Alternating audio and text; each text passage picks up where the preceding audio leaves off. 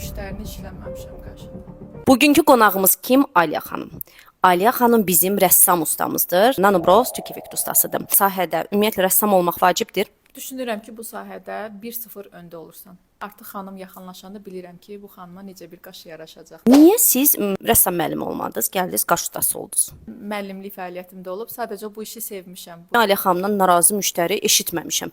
Bəlkə də olub da amma qarşıma çıxmayıb. Yəni mənim köhnə müştərilərim hamısı məni geri dönüş eləyir. Yəqin ki, mən onları razı salmışam. Qane olublar ki, gəlib. Aliya xanım ciddi oturub danışır, belə. Çox pozitiv biridir. Niyə pozitivliyini ötürmür? Mən başa düşə bilmirəm. Deməli Aliya xanım müştəriləri seçir.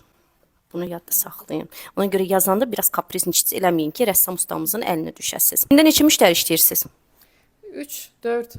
Daha çox, məsəl üçün gücünüz çatır işləməyə? Gücüm çatır, amma ümumiyyətlə ki, yorulanda müştəri qəbul eləməyim ki, mən istədiyim kimi işləyim, saya işləmək istəmirəm, keyfiyyətlə işləmək istəyirəm. Bu belə özgüvənlik, bu belə öz sözünü demək hansı bürcə məxsusdur sizcə? Əlbəttə ki, əqrəbə.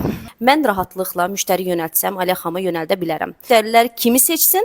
Məni, əlbəttə ki, məni. Çünki mən müştəriləri razı salmağı bacarıram.